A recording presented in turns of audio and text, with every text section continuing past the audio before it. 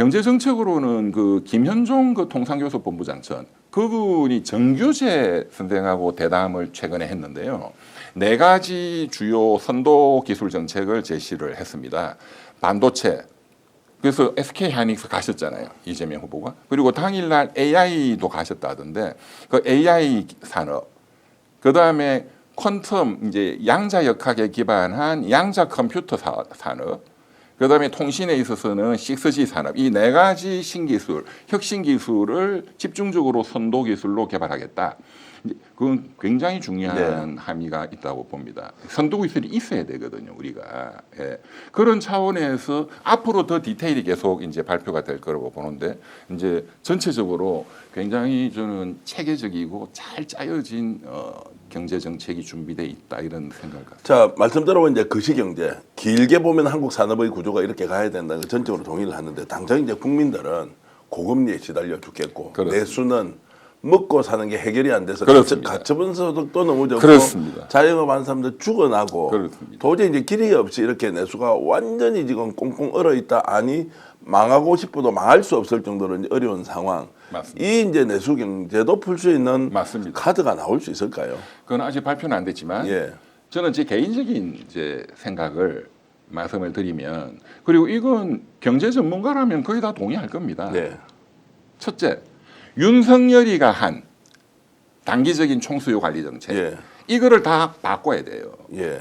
그러니까 윤석열이가 한 게 우리가 수출 주도형 경제잖아요. 지금도 수출이 이 총수요에 차지하는 그 비중이 30%거든요. 거의.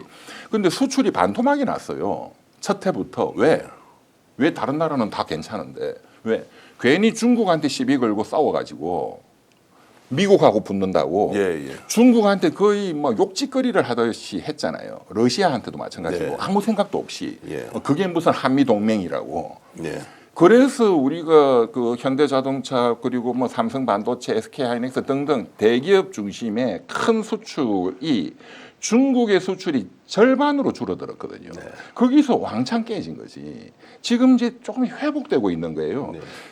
최근 그 몇 달 전에 기획재정부가 그 최상목 경제부총리가 또 이 거짓말 통계를 발표했는데 수출이 사상 최대라고 했어요. 틀린 말은 아닙니다. 금액은 사상 최고야. 근데 그게 뭐냐?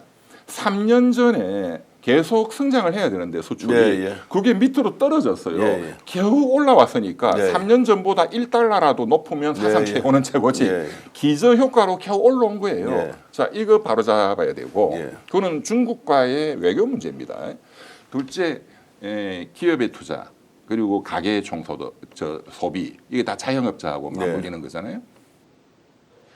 재벌 감세, 부자 감세, 종부세 감세 이거부터 바로 잡아야 됩니다. 예, 예. 그렇게 해서 수십조를 혜택을 줬기 때문에 연간 50조의 세금이 빵꾸가 났잖아요. 세금이 50조가 안 들어오니까 그런데 그 안 들어오는 세금을 어디서 줄였냐? 전부 사회적 약자에 대한 복지 지출이라든가 네. 또는 이 미래 성장을 위해서 가장 중요한 과학기술 R&D 예산 이런 거 다 박살내 버렸잖아요. 예. 그러니까 나라가 제대로 돌아갈 수가 없고 그러니까 자영업자들한테 지원할 돈이 없죠. 50조 빵꾸 난 거 이것만 다시 원상회복하더라도 당장 급한 소상공인 자영업자에게 긴급하게 수혜를 하는 것도 충분히 할 수 있거든요. 그러니까 이거는 윤석열 정권의 경제 내란이 갖고 온 심각한 경제 파탄이다. 구조적인 문제도 물론 있지만 요거부터 바로 잡으면 저는 1년 내에 굉장히 총수요 관리 차원에서 숨통이 틀 것이다라고 생각합니다. 그런데 이제 저 보수 진영에 계셨던 분이 이 말씀을 하니까 확 와닿는데 야 이렇게 해서 내수시장 위축시키고 재벌 감시하면 안 된다. 재벌 감시가 재벌이 돈을 버는 것이 아니라 오히려 재벌도 결과적으로 더 죽게 된다. 이게. 그렇습니다. 자 이제 이렇게 비판을 했는데도 그 당시에는 무슨 소리 하느냐 또 너희들 뭐 갈라먹기 하고 다 이렇게 하고 포퓰리즘 정책을 다시 하라는 거냐면서 막 이렇게 떠들었잖아요. 제가 이거는 약간 그 비공식적이긴 하지만 그 대통령실에 있는 근무하는 이제 공무원들이 많잖아요. 제 이제 행정고시 동기들도 많고 제가 이제 그 이제 들은 얘기인데 정말 골 때리는 게 정말 그런 경제 정책에 대해서 토론을 하면 윤석열 대통령이 59분을 또 역시 떠든다는 거예요. 예. 뭘 안다고. 네. 그 재벌 감세, 부자 감세 정책의 이론적 근거는 1980년대 레이건 미국 행정부가 들어서서 공급侧 경제학에서 이제 래퍼 교수가 주장한 이론이에요. 세금을 낮춰주면 네. 오히려 기업들이 더 잘 돼가지고 나중에는 세금의 총액은 늘어난다. 이제 투자를 더 한다는 거 아닙니까? 예, 그리고 뭐 투자도 더 많이 하고 해서 그러면은 세율은 낮지만 총량이 늘어나니까 세수도 더 커진다. 예. 이제 이게 래퍼 이론인데 그 이제 레이건 행정부 때 그걸 해서 실패했어요. 근데 그거는 경제학 교과서에도 나옵니다. 그 이제 그 이론이. 그런데 이제 윤석열 대통령이 구술을 했잖아요. 12년을. 예. 사법고시 1차 필수 과목에 경제학 원론이 있어요. 예. 그 경제학 원론 문제집에 그게 많이 나와요. 네. 또 이제 이념적으로 어떤 우파 쪽 그 경제 정책으로 또 정부로 성공한 대표적인 대통령을 레이건으로 보니까 근데 그 정책은 실패한 거예요. 그 당시에. 그때 맞는 정책이 있는 거지. 근데 윤석열 대통령이 이제 자기가 구수하면서 그 경제 원론 문제집은 많이 풀었으니까 그걸 가지고 그렇게 얘기를 한대요. 또 뭐 공급측 경제학이 있고 어쩌고 저쩌고 40년 50년 전을 그러니까는 이제 경제 전문가인 관료들은 말을 하고 싶어도 또 호통치고 난리 나니까 59분 그것 때문에 이 경제 정책이 이렇게 엉망이 돼 왔다라고 토로를 많이 하더라. 야, 정말로 3년 만에 끌어내리기 천만다행이지. 정말로 5년 동안 갔으면 대한민국이 절단이 났겠다 이 생각 들고요.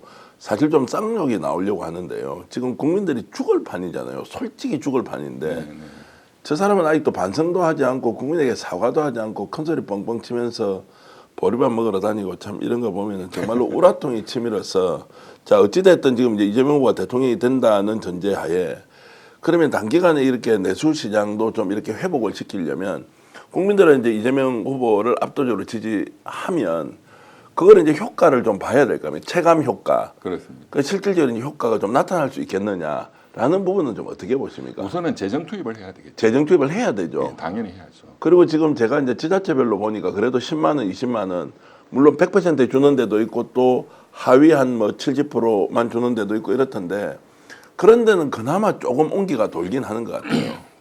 그래서 이제 국가에서 뭔가 이걸 재정 투입을 통해서 내수시장을 살려야 되는 거는 그렇습니다. 가장 먼저 해야 될 일이라고 보는데 그렇습니다. 보수 쪽에서 보면 또 뭐냐 또 퍼주기 하느냐 이렇게 갈 가능성이 있지 그 않습니까? 무식해서 그런 거고. 무식한 거 맞습니까? 예, 예. 그 이제 보수 쪽에서 허가한 날 알지도 못하면서 떠드는 게 시카고 학파잖아요. 네. 밀턴 프리드만. 예, 예. 밀턴 프리드만이 무조건 가난한 놈들 돈 주지 마라 이런 그 학자가 아니에요. 예. 밀턴 프리드만이야말로 저소득층을 위한 국가의 정책이 너무나 중요하다는 것을 강조를 많이 했어요. 그분이 주장한 그런 소득 재분배 정책의 대표적인 게 부의 소득세라는 거예요. 돈 많은 사람한테는 누적적으로 세금을 많이 걷어서 없는 사람한테는 비례적으로 돈을 줘야 된다. 그게 이제 마이너스 소득세계 지원금이다 이런 뜻이에요.